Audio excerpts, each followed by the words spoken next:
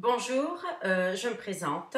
Je m'appelle Bertha, je suis professeure de français à Milan et traductrice.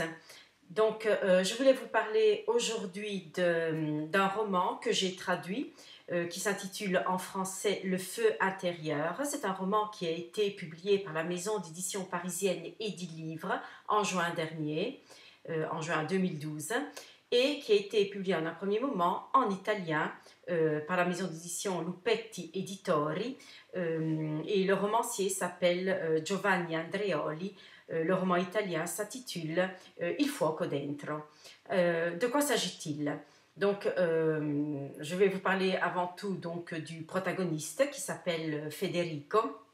Et Federico est jeune, assoiffé de vie, mais conditionné par les contraintes d'un monde encore fermé et par une mentalité traditionnaliste, toujours tiraillé entre les impulsions de son tempérament passionnel et le désenchantement de devoir accepter des choix souvent imposés par d'inévitables compromis.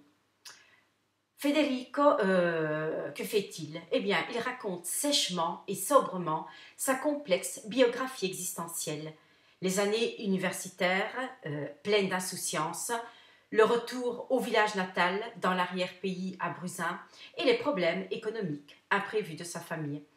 Ensuite, le commencement difficile de sa profession d'expert comptable et les histoires sentimentales malheureuses avec d'abord Francesca et ensuite Marta.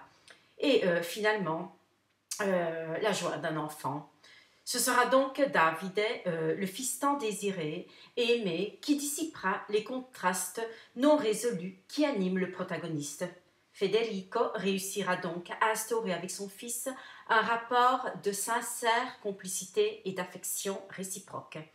Il parviendra aussi à surmonter l'hostilité et la rancune de Martha, son ex-concubine, mue par un désir de vengeance qui augmentera au moment où elle tentera de tenir le père et le fils éloignés l'un de l'autre.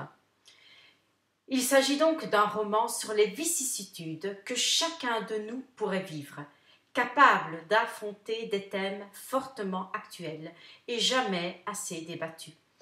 Les formes de la famille, la séparation, le rôle difficile du père ou de la mère célibataire. Des moments de réalité qui se colorent de teintes chaudes et sincères. C'est un livre, c'est un roman que je vous conseille vivement de lire. Donc, je ne peux que vous souhaiter bonne lecture.